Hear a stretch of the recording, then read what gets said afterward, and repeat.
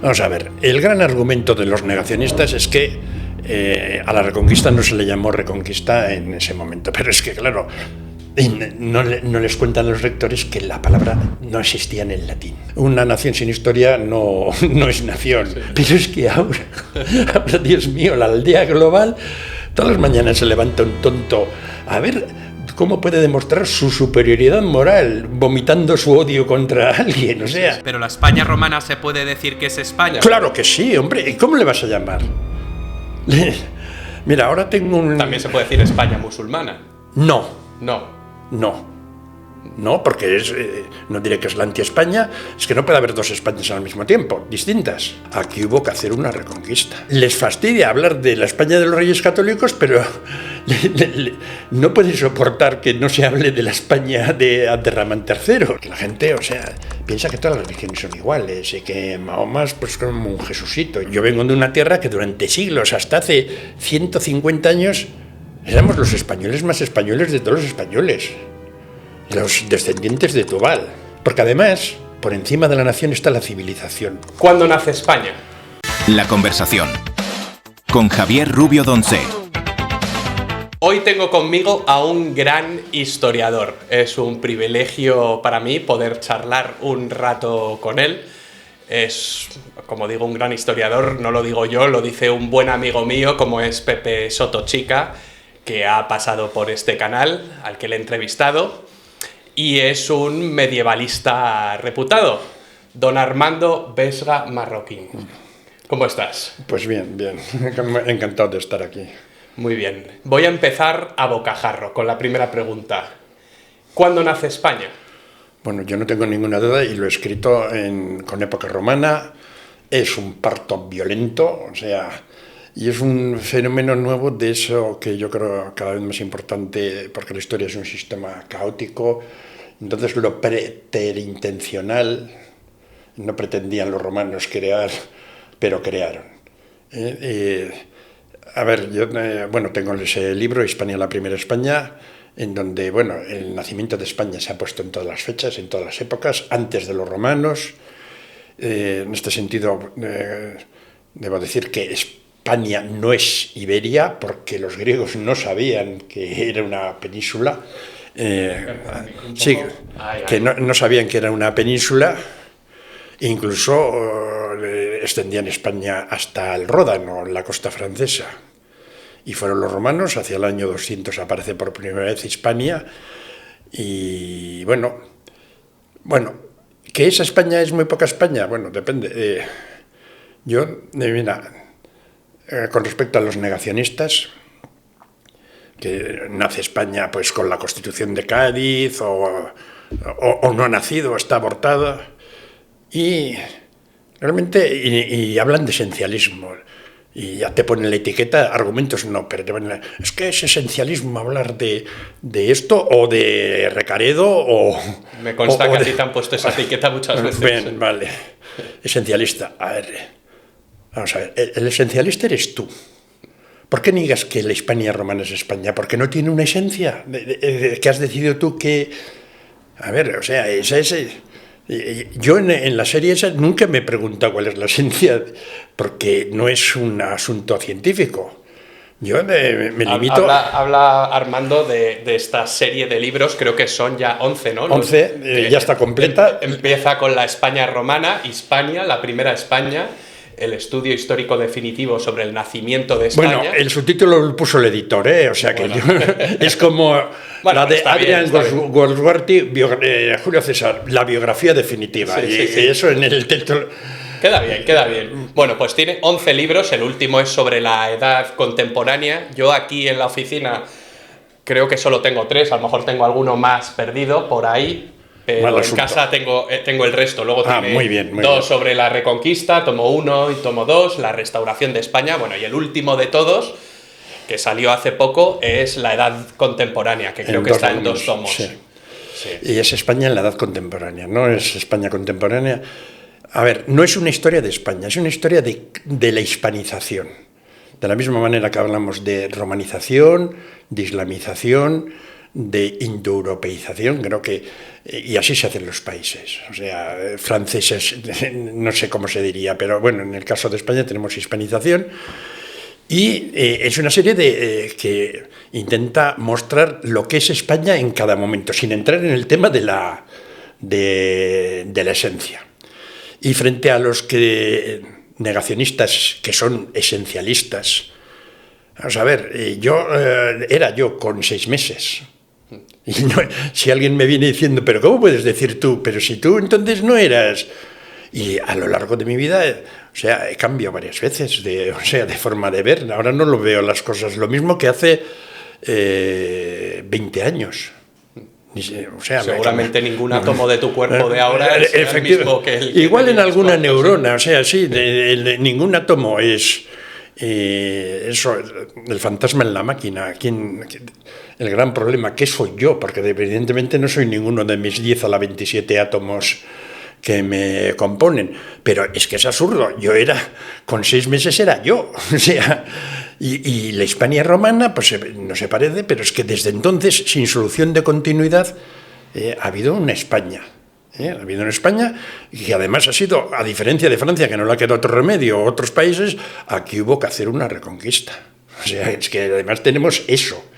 Claro, lo de reconquista, es que reconquista, bueno, es que como no solamente se trata de España, se trata del cristianismo, o sea, por separado a determinada gente eso es como el crucifijo con Drácula, se deshacen, ¿no? Y ya el tema de reconquista, que es España más cristianismo, le sienta como un tiro. Pero, a ver, o sea, yo lo que digo, de alguna manera... Pero la España romana como la se oca. puede decir que es España. Claro que sí, hombre. ¿Y cómo le vas a llamar? Mira, ahora tengo un... También se puede decir España musulmana. No. No. No, porque no diré que es la anti-España, es que no puede haber 2 Españas al mismo tiempo, distintas. Puede haber, bueno, Corea del Norte y Corea del Sur, pero en algún momento yo creo que ya son 2 países. ¿Y en la época de la Reconquista había 2 Españas? Mira, vamos a suponer que la frontera se detiene en el siglo XII, que más o menos hay media España cristiana y media España musulmana. Sí. ¿Crees que hoy... Has dicho España musulmana. Sí, he dicho, pero... A ver, ¿crees tú que hoy el país del norte se llamaría España del Norte y el país del sur se llamaría España del Sur? Pues probablemente el país del norte se llamaría España y el país del sur se llamaría el Andalus. O sea, es que vamos a ver, es un cambio completo. Es que cambiaron el nombre de Al-Ándalus. Pero es que, vamos a ver, o sea, eso lo explico en Al-Ándalus, la España que dejó de ser España. Es que no nos parecemos en nada, ni en familia, ni en comida. Ellos comen, bueno, o sea, más diferentes no puede. ¿Por qué? Porque se trata de 2 civilizaciones distintas. ¿Hay algún país que pertenezca a 2 civilizaciones distintas? No. Y estoy seguro, o sea, si la España musulmana hubiera continuado hasta nuestros días, no se llamaría España. Y nadie diría, es que a mí, bueno, no sé si yo fui el que creé lo de la España de Rödinger o algo así. No sé, creo que fue Javier Santamarta, la España de Rödinger. No, pero pues fue independiente, porque, bueno, yo me he leído mucho de física cuántica, o sea, montones, porque me fascina. Y lo del gato de Rödinger, que por cierto, es para probar que no puede, no como ejemplo, sino para probar que no puede, o sea, es la España de Rödinger. O sea, les fastidia hablar de la España de los Reyes Católicos, pero no pueden soportar que no se hable de la España de Abderramán III. O sea, vamos a ver, ¿en qué quedamos? O sea, son 2 historias diferentes. Yo en esta serie digo que Al-Ándalus es que hay que estudiar, evidentemente, en la historia medieval de España hay que estudiar Al-Ándalus, o sea, impepinablemente, pero es una rama extinguida, diríamos, en la evolución de España, como en las especies homínidas, ¿no? Pues hay muchas ramas extinguidas. El hombre de Neandertal, pero no somos hombres de Neandertal. Sin embargo, con la España romana sí hay continuidad histórica. Bueno, sí, me he olvidado decir lo que quería decir. La serie podría ser como el juego de la oca, de España a España y tiro porque me toca. Hasta ahora. Porque no sé si va a durar esto, en fin. Hubo una interrupción en 711. No tanta, mira. Es que se habla de la conquista y como que fue una conquista light, o sea, el pacto. No, se llevaron miles de vírgenes, perlas sin perforar, las llamaban a Damasco.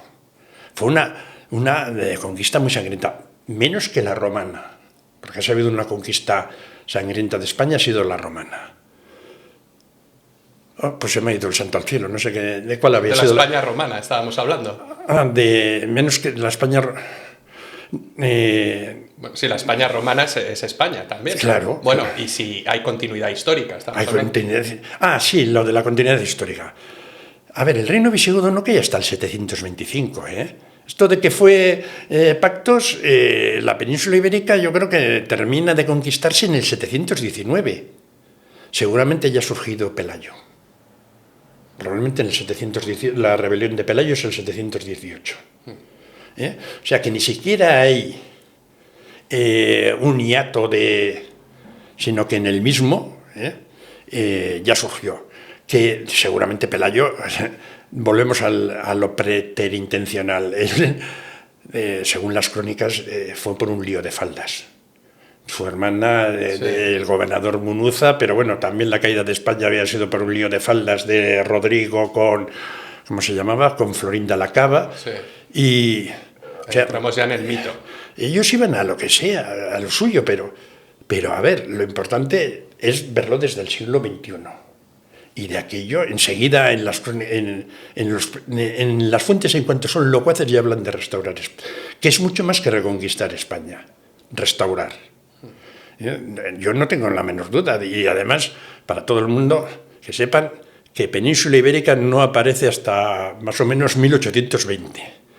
Que además te lo dije cuando en tu libro, y me quedé con aquel dato creo que era Montesquieu, que hablaba del continente de España y Portugal, y dije, uy, qué bien me viene esto, porque no había otra forma. Y se ha llamado... y sobre la España del Norte. Mira, ocurre una cosa que es muy importante. Y ya en el siglo VI, desde el principio del siglo VI, se llama España al reino más grande de la península.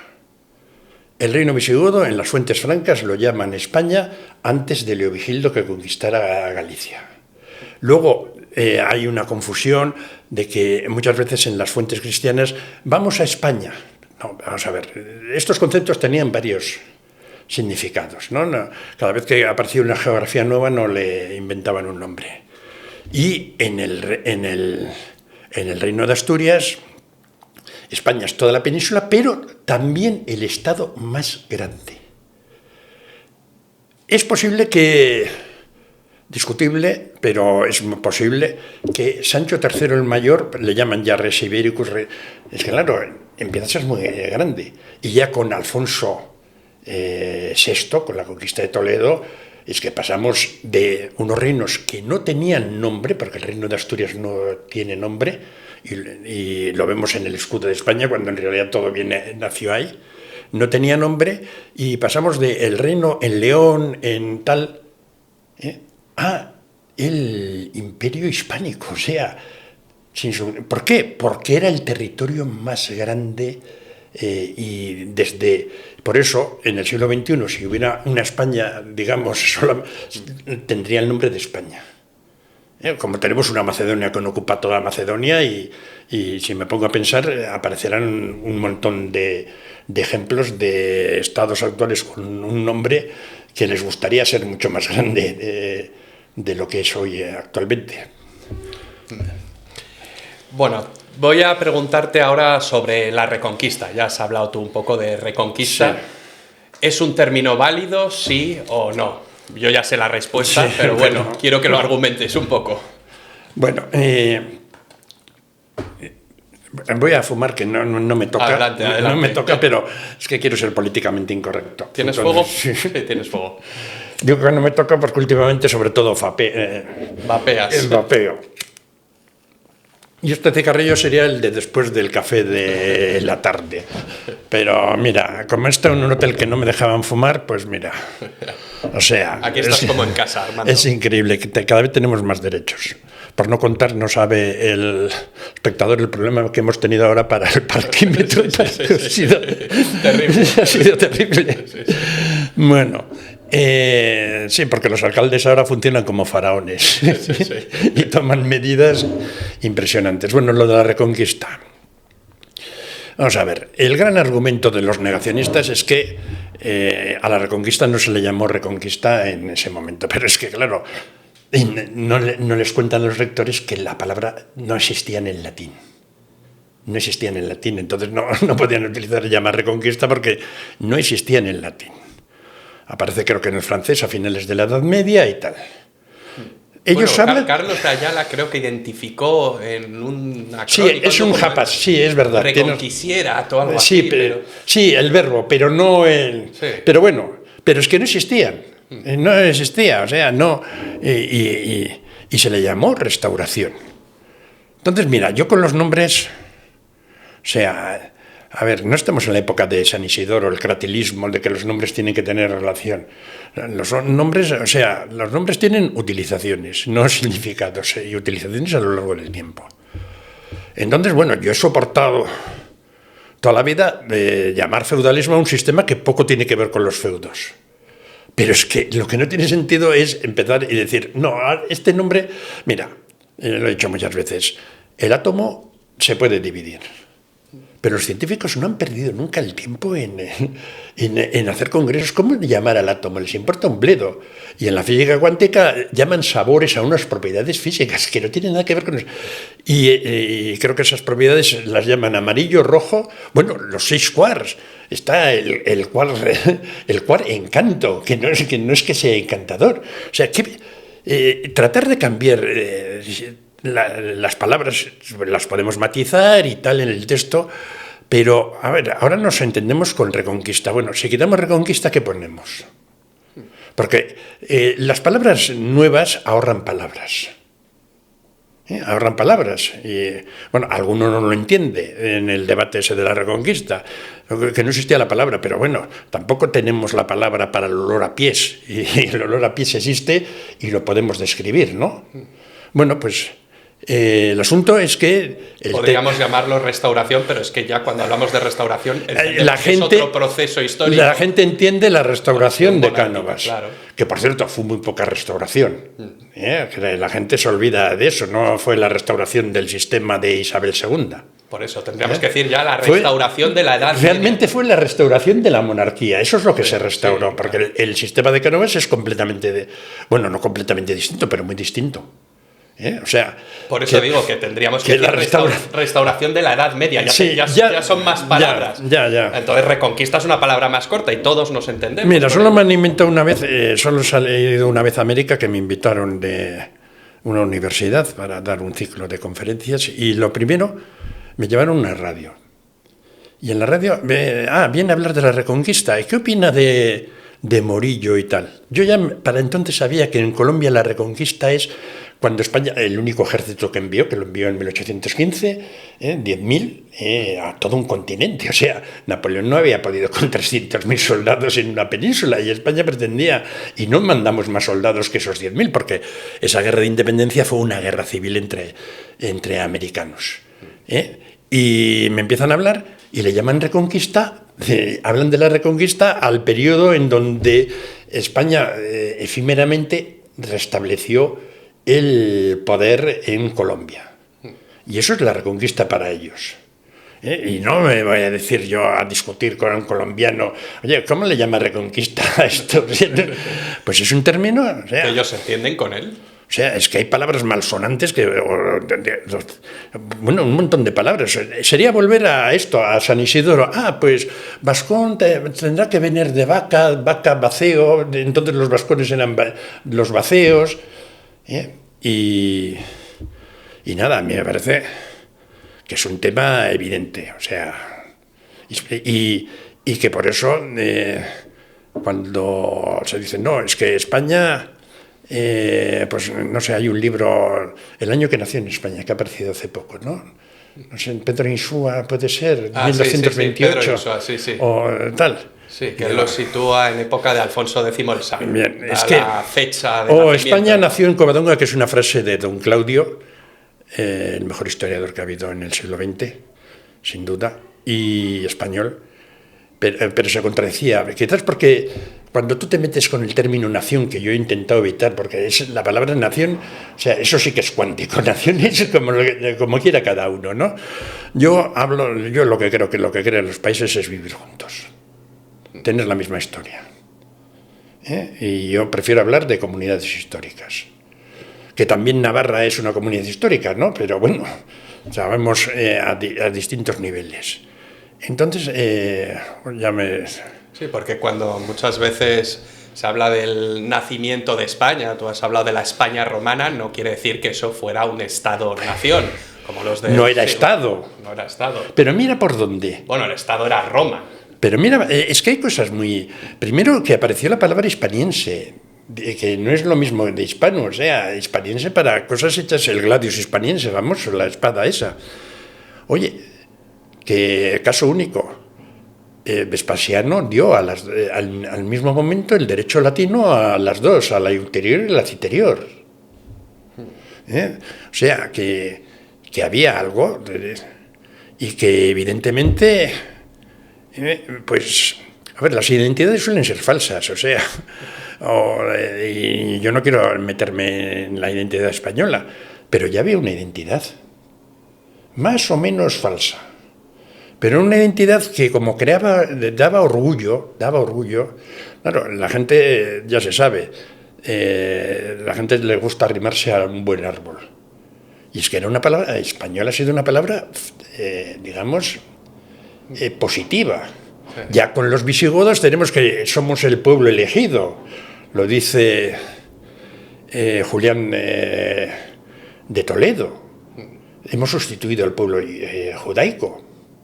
Y así ha sido. Entonces, bueno, yo vengo de una tierra que durante siglos, hasta hace 150 años, éramos los españoles más españoles de todos los españoles, los descendientes de Tubal. Porque nación en realidad es un término, no proviene de la ciencia, proviene del hablar y ha ido cambiando de significado a lo largo del tiempo sin justificar nunca, porque yo tengo un artículo de los orígenes de un peligroso error. 2 puntos. La nación gentilicia. Es que la primera de las naciones es la de los romanos, natio de nacimiento, y fue una forma... Porque, bueno, ya había aparecido Sócrates que decía, solo sé que no sé nada, pero siempre hemos creído que sabíamos todo, que había, o sea, cómo era el universo, tal. Y entonces, bueno, pues los romanos, para explicarse qué son los francos, qué son, oye, pues una nación, los descendientes de Francio, qué son los tal, pues eso. Roma sabía que no eran los descendientes de él, y Roma fue un populus. En cierta medida yo creo que hemos retrocedido, porque los romanos distinguían entre populus y natio, y populus era una comunidad organizada. En ese sentido, cuando se habla del pueblo español en la Constitución o en el francés, es el sentido más estricto. Con el paso del tiempo se fueron confundiendo, fueron apareciendo, pero el último concepto que ha aparecido es el de nación nacionalista. A ver, Covarrubias, en el primer diccionario de una lengua moderna, en 1610, cuando habla de nación, natio, dice más o menos provincia o reino extendido. Ejemplo, España. Y entonces España ni siquiera era un reino, pero era considerado una nación. Y entonces, bueno, pues, y los romanos, estos son los descendientes de un tal Hispán. Luego vino San Isidoro y cristianizó eso, no, dijo Tubal, porque eran unas, qué familias aquellas, y bueno, que Dios, que por un berrinche, o sea, toda la humanidad. Que era el nieto de Noé, ¿no? Sí, pero es que los hijos de Noé tuvo 3 y cada uno fue a poblar un continente, o sea, no podían vivir juntos. Los semitas, Asia, Khan, que se rió de su padre le cayó a todos los camitas, a todos los negros, una maldición porque se había reído de Noé, que se había emborrachado, que descubrió el vino y estaba borracho desnudo. Y Jafet vino a Europa. Y los hijos de Jafet se dispersaron. Y Tubal vino a la península. San Isidoro no dice tal, pero Rodríguez de Rada, que es navarro, y que es la historia, Maraval decía que es fundamental en el concepto de España, la historia de Rodríguez, de Rebus Hispaniae, de Rodríguez de Rada. Y ya, ¿dónde? Pues podía haber entrado por el Pirineo catalán, no, pero entró, claro, estaba el euskera, era lengua antigua, entonces se consideraba que... Pero así, eran los descendientes de Tubal, porque además no habían entrado los moros, no había entrado nadie, la sangre se mantenía limpia, y los españoles más españoles de los españoles. Tú sabes la que se organizó, yo creo que el libro más importante en la historiografía del siglo XVIII es La Cantabria, del padre Flores, de la España Sagrada. Sí. Voy a aprovechar para tanto semiculto que anda por ahí. Historiador es el que hace historia. Tucídides no tenía título.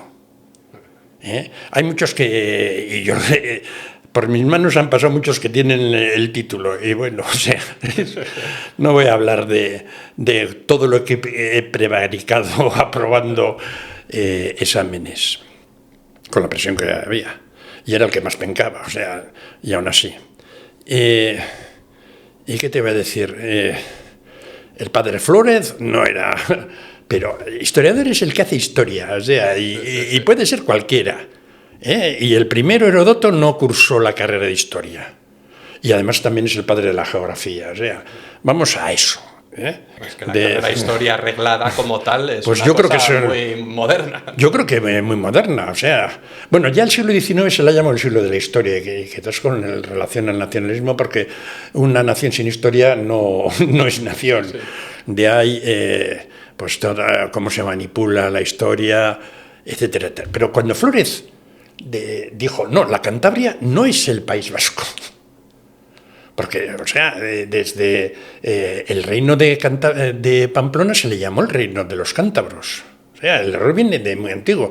Claro, en el País Vasco todos somos los cántabros los que más luchamos contra Roma. Bueno, las Juntas Generales protestaron ante el rey que se prohibiera el libro de la Cantabria, o sea, y no se prohibió y se volvió otra vez a insistir, porque era un deshonor, o sea, y hoy ya sabemos que no, que la Cantabria está en otro sitio.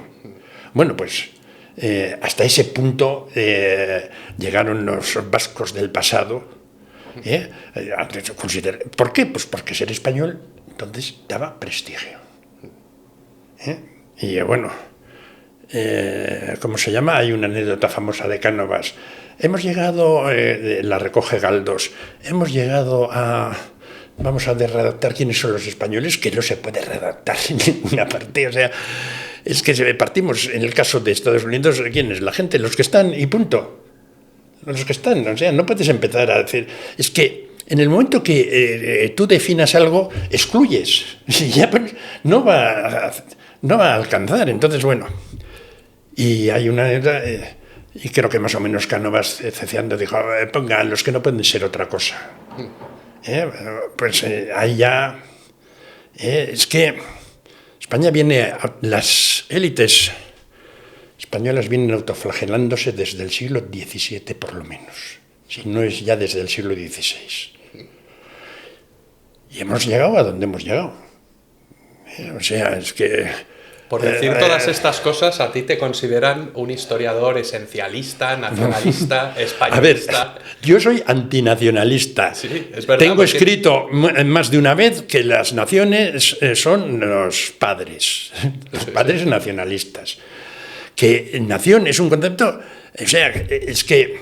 Tienes un artículo en Academia Play sobre Gavrilo Princip y el nacionalismo y los horrores que puede llegar a causar el nacionalismo. Sí, no, y ya digo, o sea, y espero algún día poder sacar mis 700 folios de naciones, identidades y fronteras, que por cierto van a salir 2 capítulos, ya están en prensa y aprovecho la ocasión para promocionar el libro. Tú qué haces así y se ve ahí arriba en magia. Yo pondré una imagen. Pon la imagen son 2 capítulos, la democracia y el llamado derecho a decidir, porque yo parto del demos, que es distinto. O sea, el demos es la población. Precisamente no me gustan yo es que soy visceralmente antinacionalista, por eso he escrito el libro de Sabino, porque he ido viendo el libro de ¿cómo se llama?, de Aguirre en 2 volúmenes, y si no jugaran las ligas menores te hubiera traído ahora el que ya ha salido de Ester, ese periodista el origen de la memoria histórica, o sea, que le consideran que es Dios, y bueno, o sea, más falso que una moneda de 23, y encima un hispanófobo impresionante. Y no sé por qué, yo de nacionalismo, yo prefiero hablar de comunidades históricas. Yo creo que lo que a la gente le une es que, o sea, a ver, aunque existieran las razas, en el caso, que algo hay, no podemos pasar que algo hay. Es que lo importante no es la sangre o de quién recibe los genes, lo importante son las ideas, o sea, los valores que tenemos, etcétera. Y eso, como se dice del matrimonio, ¿no?, 2 que duermen en un mismo colchón son de la misma opinión. Sí. Y lo que une a la gente, y además hay una diferencia, yo creo que Hume, vi en un libro una definición de nación que me encanta, pero es que luego no lo ha podido confirmar. Pero sí es lo que decía Hume, nación es un grupo de gente que por la convivencia y tal, pues ha llegado a tener un común denominador. Y punto. Y y desaparecerá. Nadie en la Guerra de las Galaxias ve naves espaciales con la bandera de España y menos con una icurriña. O sea, es una cosa que... Porque además, por encima de la nación está la civilización. Lo más importante... yo creo que va bajando. O sea, en mi caso yo creo que lo más importante es ser occidental, español, vasco y bilbaíno. Pero lo importante, la mayor parte de lo más importante de mi vida son esos valores que son los occidentales. Y luego el jamón, claro, o sea, y esas cosas. O sea, sí, pero yo creo que para cada persona el concepto nación es una cosa diferente. Para ti ser vasco no es lo mismo que para uno del PNV o para Sabino Arana, por ejemplo. Ahora llegaremos a Sabino Arana. No, pero... Es una cosa subjetiva, completamente. No, pero te digo que España no es eterna. No es eterna. O sea, tarde o temprano esta historia terminará. No sé cuándo, yo creo que nos iremos unificando. O sea, es que terminará por triunfar una cultura única. Porque yo no soy nada partidario de las culturas, O sea, yo me acuerdo del libro ese de Woody Allen, Cómo acabar de una vez. O sea, las culturas, o sea, esto es un valle de lágrimas. Entre otras cosas porque el principio fundamental de la física, el que no se puede dudar nada, es la ley de la entropía, la del desorden. Ese es el principio fundamental. Es un valle de lágrimas y las culturas normalmente arrojan más lágrimas, obligándote a cosas que son absolutamente... Pues, oye, es que hasta hace poco y todavía el hambre. Y no puedes comer este determinado... O sea, ¿y por qué? No, es que, pues Dios, pero, o sea, ¿y por qué no? Pues que no hubiera creado el cerdo, o sea, ¿no? ¿Entiendes? O sea, es que las culturas... Yo quiero una cultura más que sea lo más racional posible. Ahora, que a uno le guste más el cuscús que el cordero asado, pues mira, para eso están los gustos. Pero en otro tipo de cosas importantes, hombre, por favor. Yo no voy... Está muy bien ver los documentales de la 2 sobre los indios Sirimiri, pero está muy bien, pero no quiero, o sea, es que, jolín, es que hemos vivido hasta hace... Yo algún día quiero escribir un pequeño artículo que sería las 2 edades de la historia. porque ya sabes que, bueno, las edades nuestras pues son discutibles y son occidentales. Y sin embargo yo he visto muchos libros, edad antigua, con China y tal, y claro, la caída del Imperio Romano, que para mí pone fin a la antigüedad, esto de la antigüedad tardía ahora, de esto de que los visigodos, digo, pero o sea, ¿cómo vas a comparar a San Isidoro con Cicerón? ¿Cómo vas a comparar? O sea, vas a comparar San Pedro de la Nave con el Panteón, o sea, es que son otra liga, o sea, o bien. La ingeniería romana, sí, la bueno, ingeniería sí, jolín, sí, bueno, o sea, efectivamente. Y no sé qué te iba a decir. Ah, sí. Yo creo que la historia se podría dividir en dos edades universales, que una sería la edad de la ignorancia. De unos ignorantes ¿Seguimos en ella? No, yo en eso uno de los libros más importantes en mi vida ha sido El conocimiento inútil de Jean-François Revel, Sí. que debería ser leído. O sea, es más... Y él habla del conocimiento inútil porque ya sabes cómo empieza el libro. La mentira es la fuerza que dirige el mundo. Porque hasta el siglo XVII... pues la ignorancia, es que no cabía. Pero hoy estamos, debería, o sea, la mentira debería, o sea, quedar denunciada, porque no, esto no es así. En España estamos viendo... En España, en Estados no Unidos... vamos a hablar de la política, pero vamos. Y donde quieras. Sí, sí. Entonces, bueno, pues eso, el conocimiento inútil. Es que ahora tenemos, o sea, que cualquiera puede saber... que nunca hemos tenido una población más educada, bueno, y mira con qué resultados. Pues eso, yo diría la revolución científica. ¿Dónde pones el corte? La revolución científica del siglo XVII. Cuando ya... Y ahí dejamos de ser ignorantes. Una parte de una parte, o sea, porque bueno, normalmente... Algunos siguen en la fase de la ignorancia. Sí, no, y luego, bueno, pues, mira, hay una frase de Churchill, nunca tantos debieron a tan pocos. Bueno, pues yo creo que la historia universal es eso. Siempre han sido unas pequeñas minorías. Yo a la gente no le pido que solucione el mundo, no lo fastidies. que jugamos con... A ver, es que la naturaleza es una madrastra, no es la madre naturaleza. O sea, la naturaleza ha acabado con el 99% de las especies que han existido. El 99% de las especies la ha acabado la naturaleza. Porque la naturaleza va a lo suyo. No se mueve por criterios de justicia, etcétera, etcétera. Y tal. Y bueno, como eso, creo que es una frase de Katharine Hepburn, en un momento con Humphrey Bogart, en el África o algo así, sí. Que ella es una monja y la naturaleza es lo que hemos venido a superar. Le dice en este... Mogambo. No, Mogambo no, esa es la de la de que aquí se convirtió el adulterio en un incesto, ¿no te acuerdas? Sí. Con cargable. Y esta, La Reina de África, me parece que se llama esa película. La naturaleza es lo que hemos venido a... Y bueno, yo creo que en fin, lo que pasa es que, mira, me encanta, una de mis películas favoritas es La última noche de Boris Gushenko, igual diría que es la que más me gusta de Woody Allen, que comienza con el tonto yendo al congreso de tontos de pueblo. Digo, es que antes estaban localizados, pero es que ahora, Dios mío, la aldea global, todas las mañanas se levanta un tonto a ver cómo puede demostrar su superioridad moral, vomitando su odio contra alguien. O sea, pues antes, pues mira, era algo que lo conocían en su pueblo, pero era reconocido como tonto ahora de pueblo. Sí, bueno, o sea, es verdad. Sí. Bueno, pues hablando de...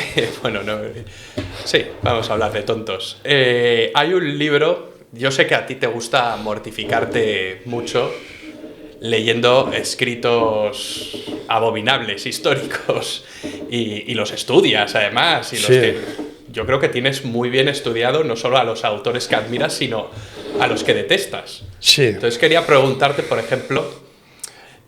por la batalla de Covadonga. Sabes que recientemente ha salido un libro de José Luis Corral que dice que es una batalla que no fue. Ya, bueno, es un libro... Claro, mira, pero ya pasó esa etapa, porque tienes razón en eso. Mira, yo hasta el 2017, que me coincidió con el viaje a Colombia, que me pegó...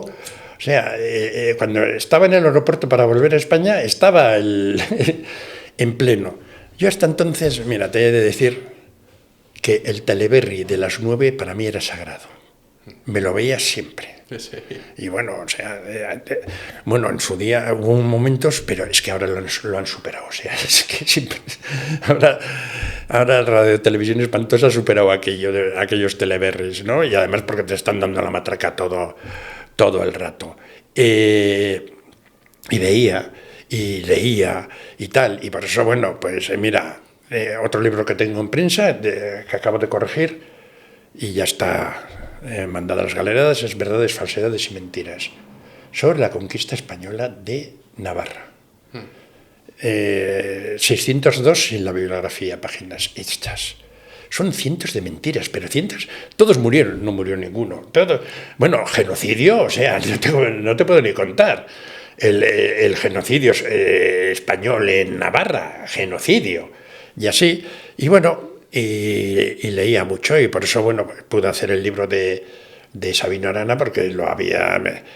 Pero desde el 2017, o sea, ya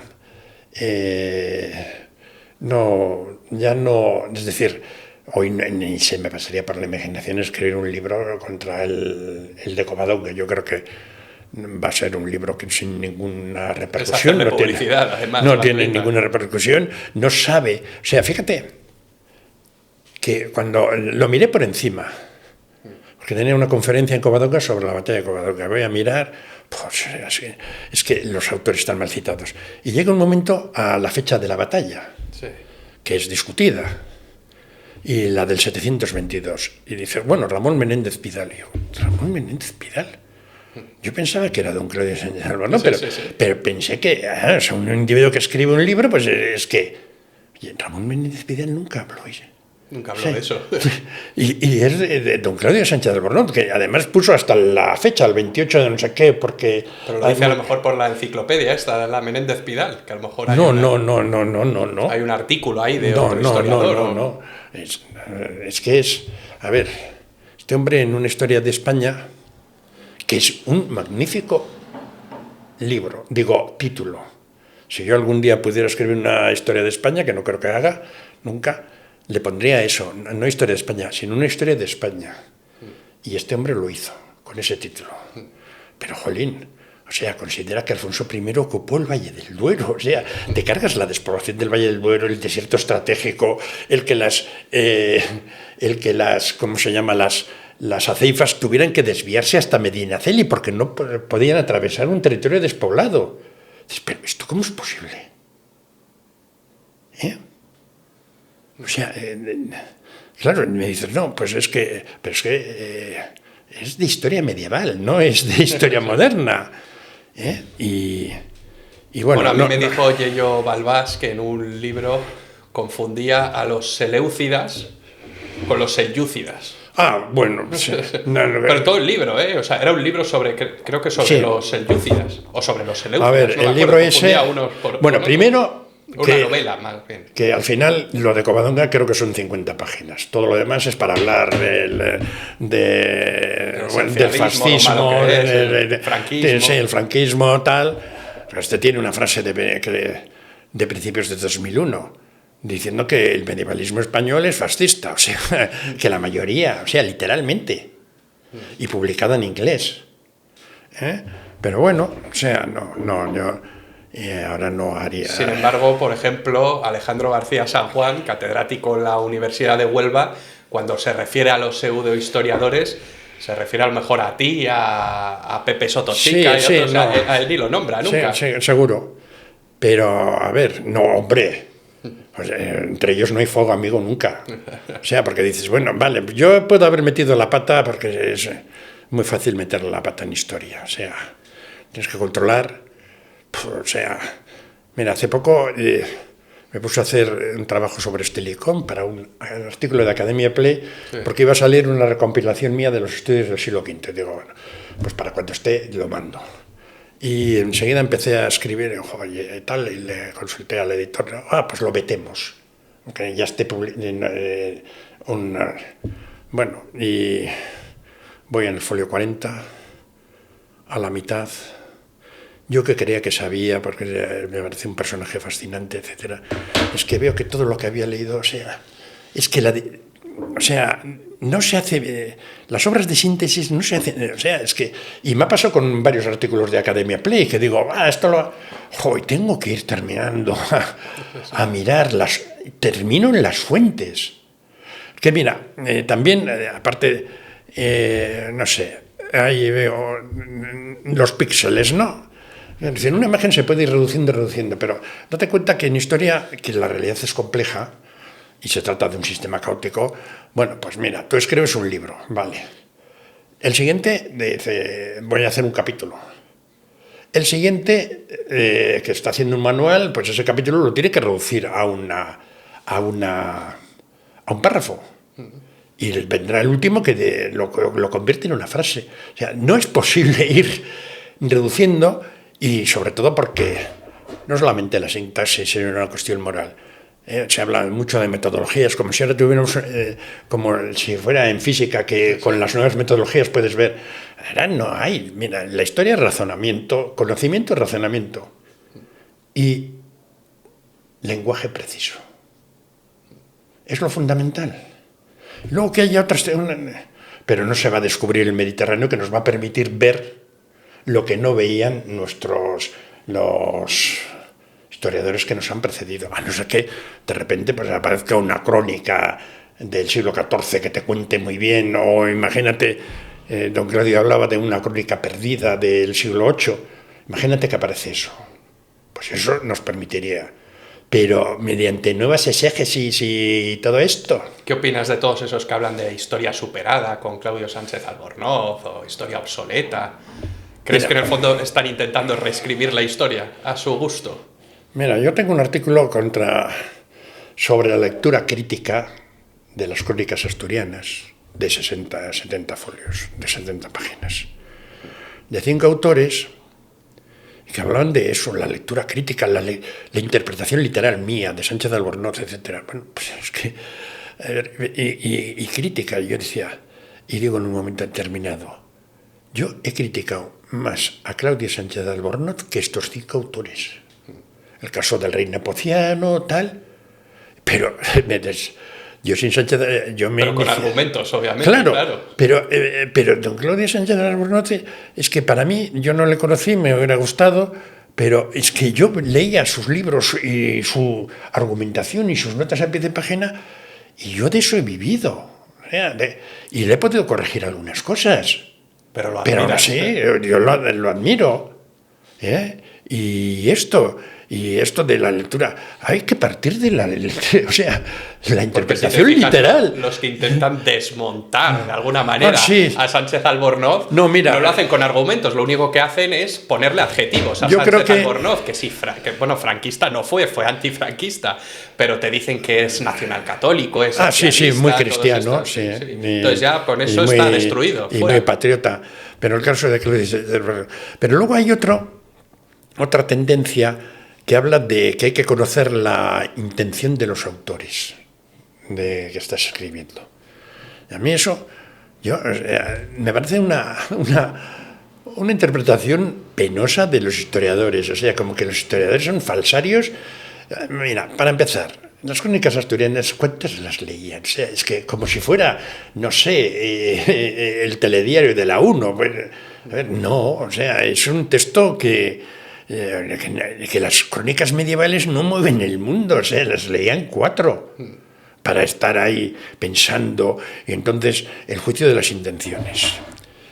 Y yo de eso me acuerdo que tenía un profesor de prehistoria, Pellániz, que para mí fue el más importante en la carrera, aunque aprendí muy poco, porque su idea de la prehistoria era casi como un medievalista que simplemente supiéramos los tipos de letra y tal, ¿entiendes? Y dices, bueno, pues a mí no me llenaba. pero era un grande y tal. Incluso fui a excavar con él durante 5 años y tal, porque me fascinaba, nos llevaba de excursión, sabía de arte, ¿no? Y él dice, en juicios de intenciones no entra la Iglesia. Y me quedé, y luego no he podido, porque esto del juicio de intenciones, que para saber, bueno, por ejemplo, porque ahora, fíjate tú, ¿de dónde hemos pasado?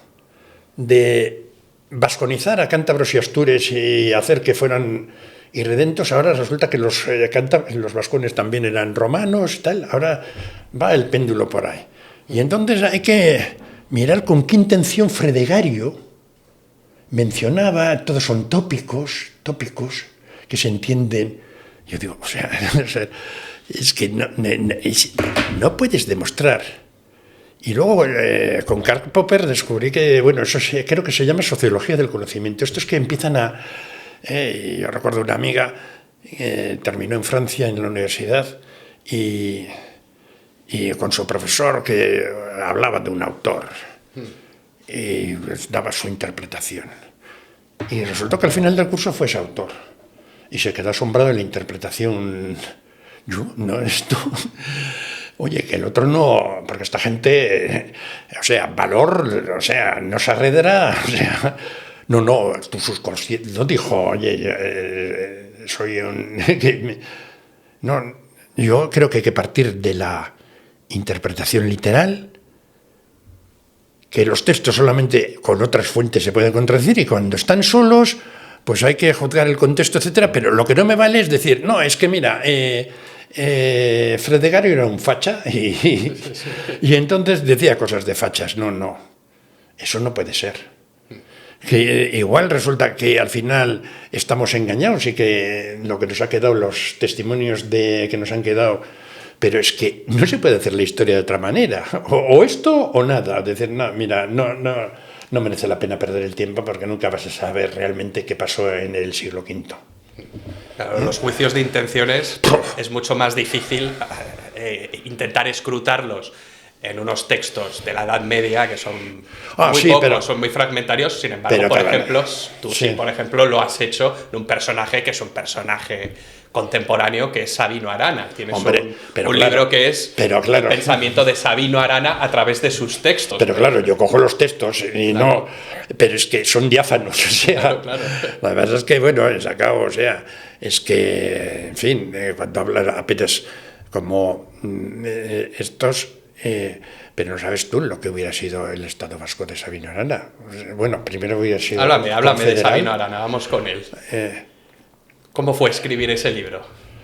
Bueno, pues mira, yo aparte de la universidad, bueno, yo fui y era catedrático y aprovecho la ocasión, la última jornada de catedráticos, porque cuando llegaron estos al poder no pudieron acabar, pero ya no hubo más oposiciones de cátedras que la del 83, y la saqué, bueno, pues por la Universidad de Deusto. No, de instituto. Ah, vale.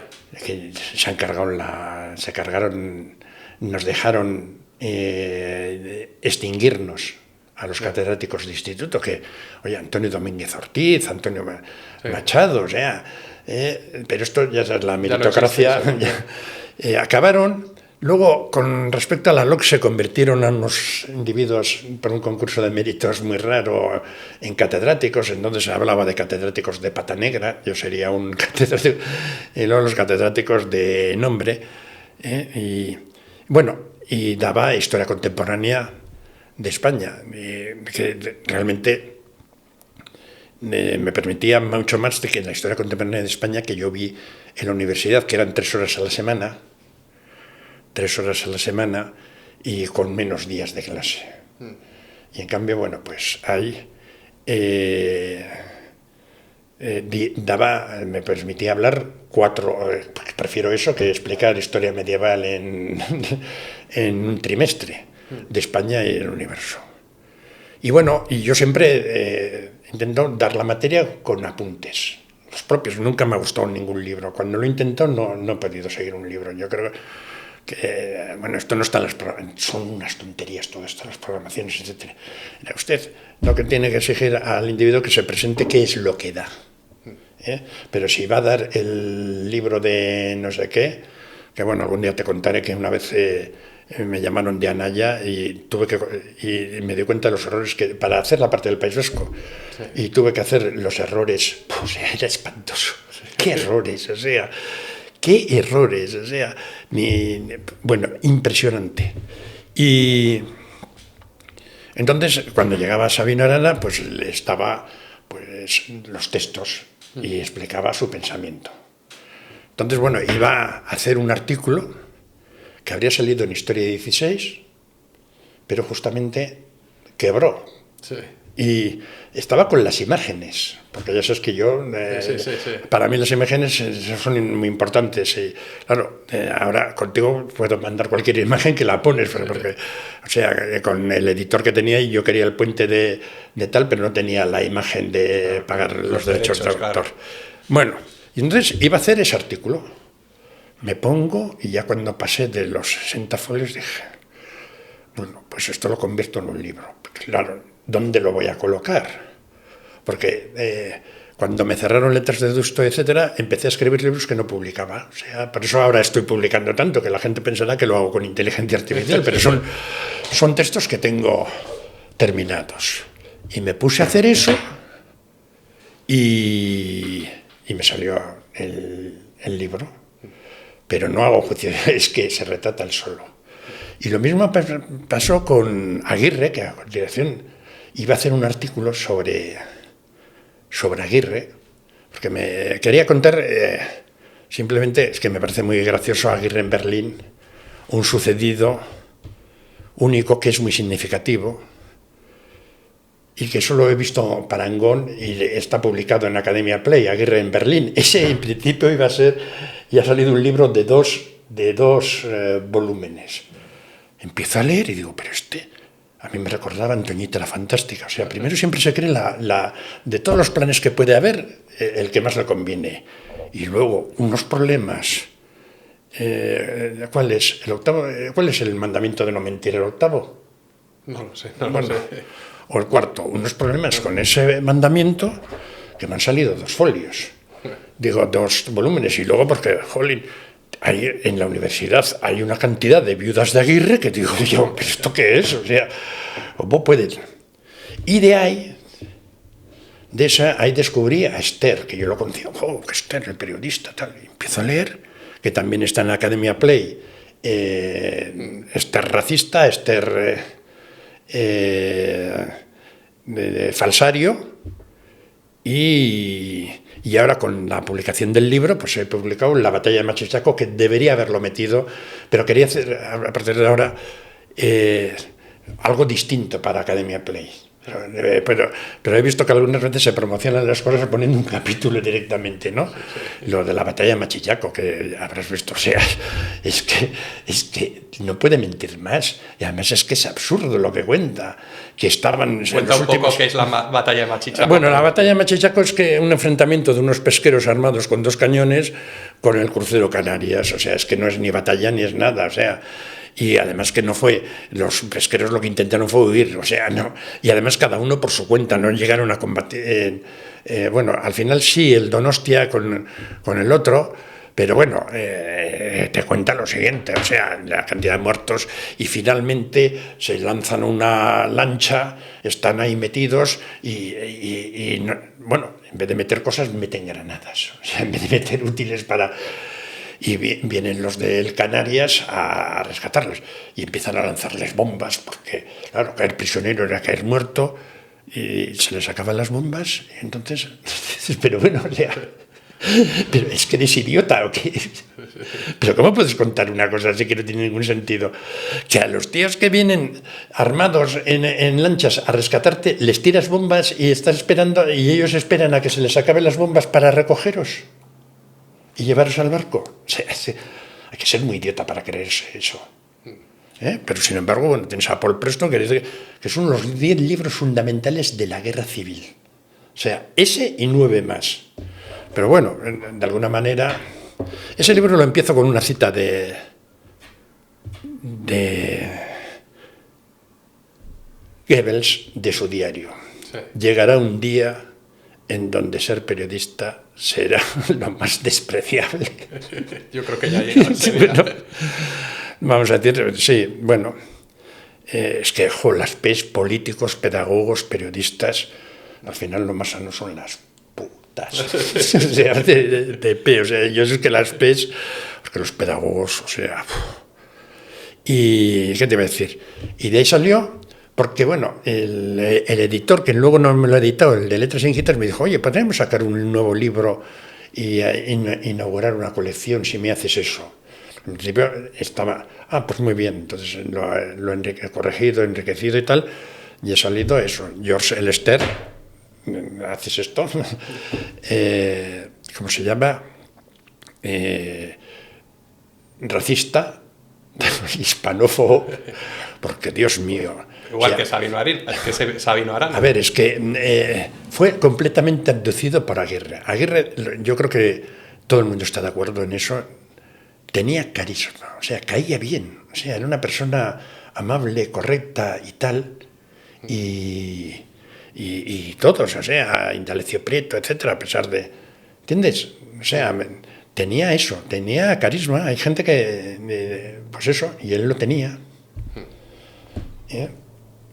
Y nada, pues eso. No, ¿cuál de los tres personajes era más racista? A ver, es que Esther viene de Sudáfrica. Él ha nacido en Sudáfrica. O sea, el apartheid y esto. Sí. Y no sé, yo creo Esther realmente era de derechas. Salió, o sea, fue expulsado realmente de... Él empezó escribiendo en Toledo, que además tiene una frase famosa diciendo le están esperando todos porque mientras que en el País Vasco, mejor dicho Vizcaya, nada más llegar le recibe Aguirre, o sea, le pone un guardaespaldas, le permite moverse como quiera. Pues no voy a decir, no me gustan nada lo de España nacional, los nacionales, porque todos eran nacionales, va a decir la España rebelde, que igual algunos dirían, pues los has mejorado, o sea, porque como la rebeldía parece que... España sublevada. O la España sublevada. Y entonces, bueno, no tenían libertad y los llevaban en autobús a donde querían, ¿no? Y entonces están en un hotel de Toledo todos esperando. Y...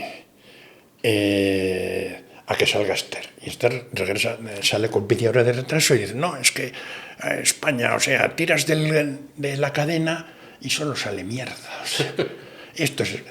Bueno, eso lo cuenta un periodista nada sospechoso. Y dicen que igual le expulsaron por eso, pero yo...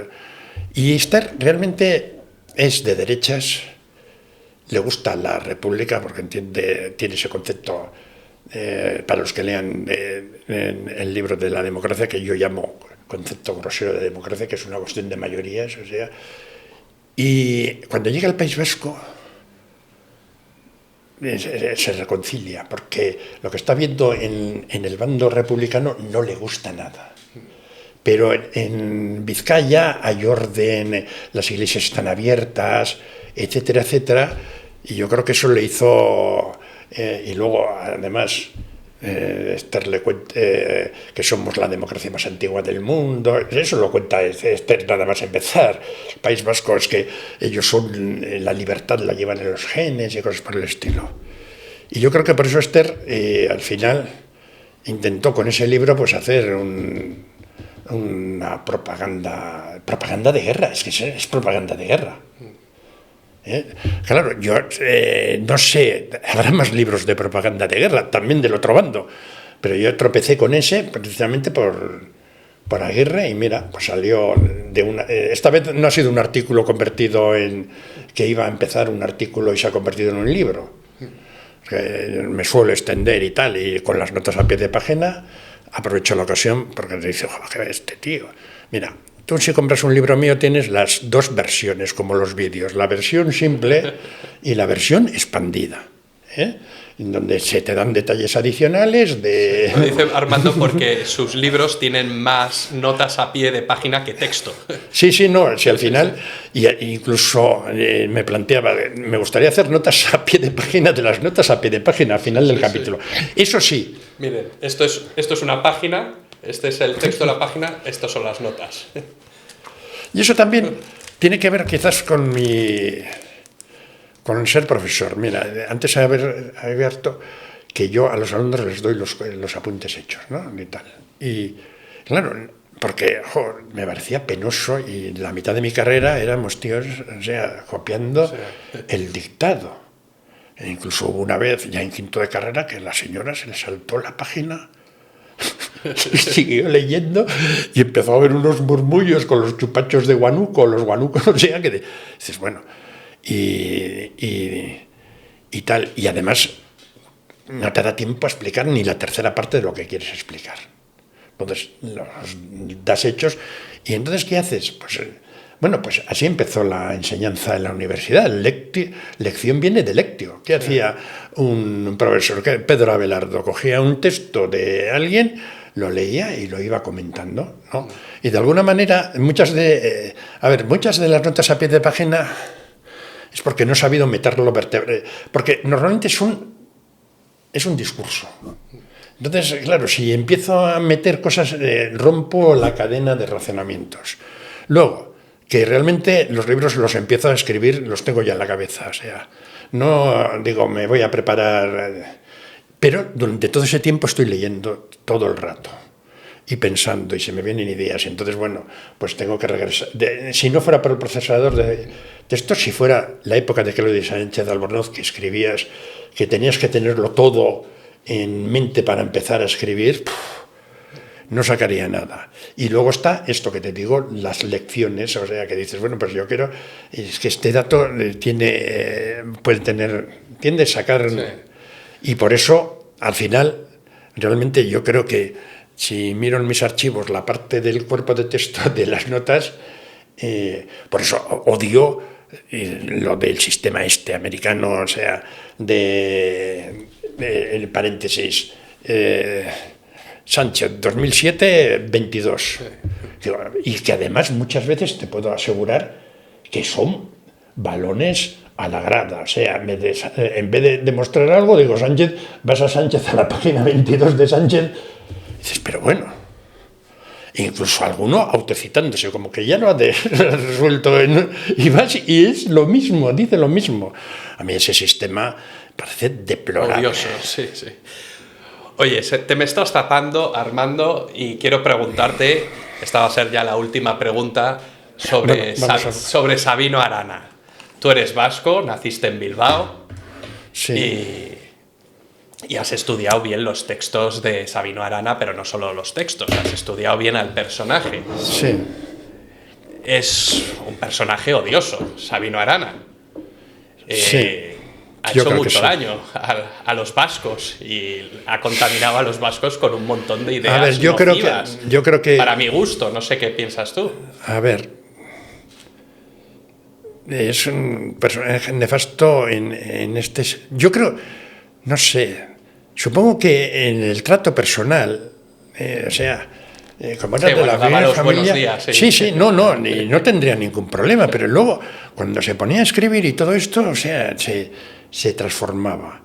Y de alguna manera es una persona que odiaba, y que su propósito fue inocular su odio y vaya si lo inoculó. Y vaya, o sea, es que algunos todavía son de sus seguidores han sido más frutos que él. Pero sí, pero bueno, es así.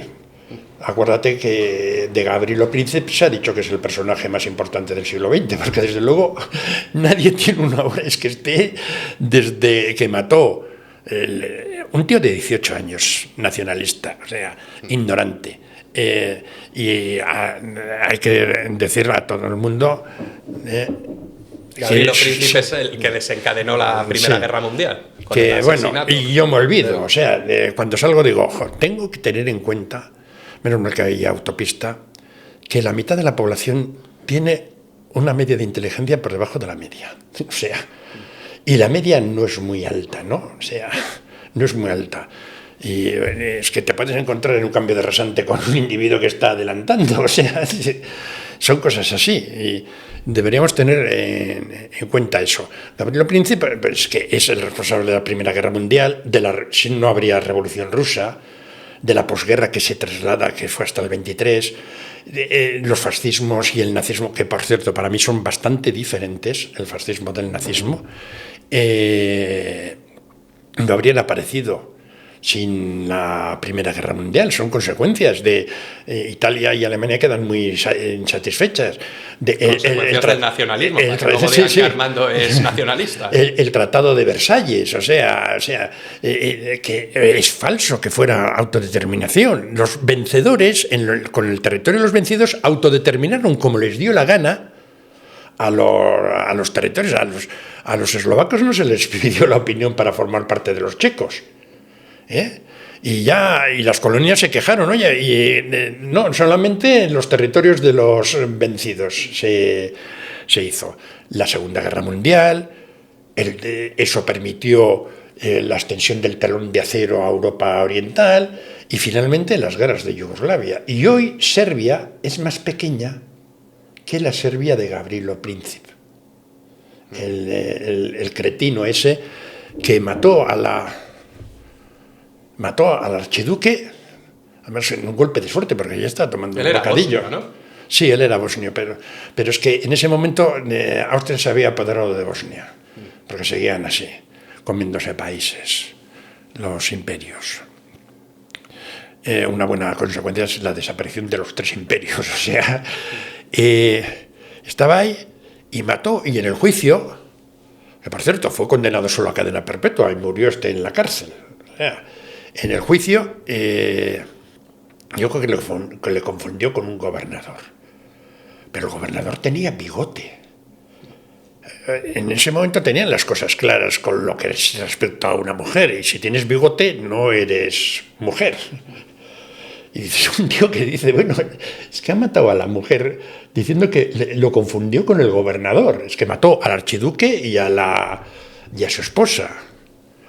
Y bueno, es que es increíble, porque fue desde Napoleón, o sea, había sido un siglo con apenas conflictos. La más importante, la guerra franco-prusiana, que no duró, la guerra de Crimea, que no nos afectó prácticamente, y la Belle Époque, o sea, la paz armada de esa guerra, o sea, y encima con una gente que yo he visto las imágenes de los jóvenes saliendo a las plazas a manifestar, porque iban a hacer algo para contar a sus nietos.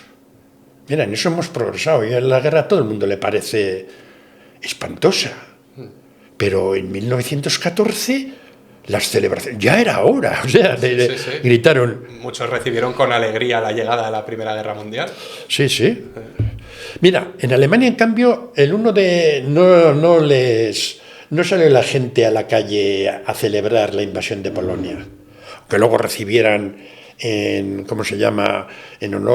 olor de multitudes, que siempre... En hedor. Sí, en hedor de multitudes, en los desfiles y los éxitos, pero la gente, o sea, con todo, no.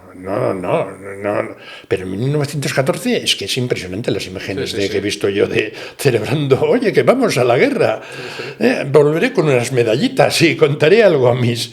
Además, fíjate qué guerras, las trincheras con las ratas, o sea, el bar... Bueno, sí, terrible. Pues nada, muchísimas gracias, Armando. Ha sido un placer charlar contigo. Vale. No sé cuál es el próximo libro que estás preparando, porque preparas casi uno al mes. Vas a un ritmo tremendo, es verdad que... No, tengo algunos empezados. Mira, pues, por ejemplo, el de Al-Ándalus, pues había hecho un prólogo, y cuando fue más largo que el propio libro, lo interrumpí, porque quería hacer una introducción al Islam.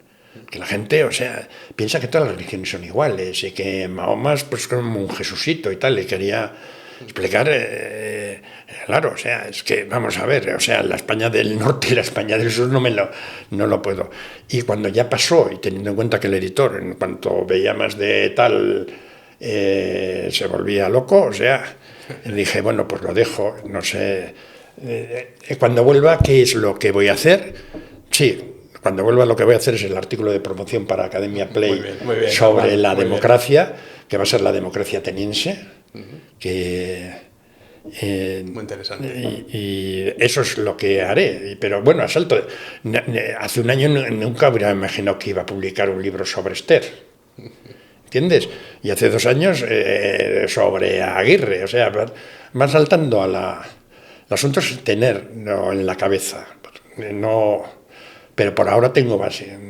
Y realmente escribo todos los días, intento hacer un folio. Y este es el 3er día del año que no escribes. Que no escribo. Uno fue porque fui a una celebración en Covadonga y no sé qué. Hoy que has venido aquí. Ayer. Bueno, ayer viniste a que Madrid. Ya estaba muy cansado porque, es que está corriendo al mismo tiempo 2 galeradas, que es más.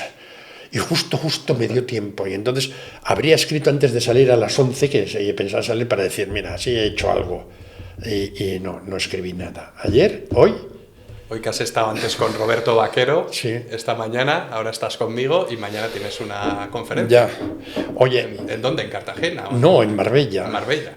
O sea, me llamaron y mira, aceptaron la de Marbella, primero porque mi hermana vive en Marbella y luego porque dije, mira, así hago estas 2 cosas. Me gustaría haber visto, yo tengo un admirador desde hace más de 20 años, que es un catedrático con José Manuel Cuenca Toribio, que bueno, siempre me ha escrito en ABC, en La Tercera, tal, el único que hablaba de mí y tal. Y pensaba verle, digo, bueno, pues aprovecho, paso por Córdoba y le veo, pero ayer le llamé y me dijeron que está en la cama, que se ha roto una pierna y tal. Y entonces, pues eso. Pues le mandamos un saludo desde aquí. Espero que vea esta entrevista. Ya, y ya te digo, eso. Y nada, no sé, después de esto, si sigo con este licón o hago otra cosa. Pero que tengo, o sea, pensé, bueno, pues 5 años, pero... Y el 5.º año, pero voy a cumplir y no voy... Y es que ya me falta tiempo, o sea, quiero sacar lo que tengo. Por dinero ya os puedo decir, porque algunos dicen que libros son más caros, o sea, mira, no gano nada, o sea, prácticamente nada. Bueno, no son muy caros, y tampoco, estos son pequeñitos. Ya, pero bueno, es que en principio, los 11, claro, es que en principio iba a ser un libro que tenía escrito desde el 2012, La hispanización de España. Sí. Y de repente me llama Carlos Xavier, ¿tienes un tal? Y digo, bueno, pues podría... No, pero corto. Digo, pues podría convertir uno de los capítulos Hispania, y desde entonces, fíjate tú, pues... He publicado 19 libros en 4 años. Sí. Pero en buena medida, los de la hispanización, a ver, ahora ese libro de 500 páginas sería de 1500, porque cada vez que cojo, cada libro es un capítulo, pero lo he corregido, lo he enriquecido, tal, y me he gastado más en el libro, porque ahora ya no pierdo tiempo en ir a Deusto, encima no sé si el alcalde me deja entrar en Bilbao con mi coche. Entonces, Amazon y tengo el libro al día siguiente. Y si es por Kindle, mejor, porque así pincho y lo único que ya podían hacer en Kindle, que coincidiera la página, no les costaría nada. Porque tengo uno de para mí un autor impresionante que acaba de morir, argentino, Juan José Sebrilli, que me parece extraordinario. Y El malestar de la política, que los otros los tengo, y he tenido que poner P32.500, o sea, me daba vergüenza, pero no sé cómo citarlo, oposición o esto normalmente son bajas, pero no coinciden con la paginación, pero lo de ese libro, o sea, en concreto, yo decía, y ya pongo, bueno, edición Kindle, y es que, pues eso. Pues muchísimas gracias, Armando, ha sido un placer. Bueno, a vosotros. Si te gustan estos vídeos, puedes hacerte mecenas del canal para ayudar a Javier Rubio Doncé a crecer.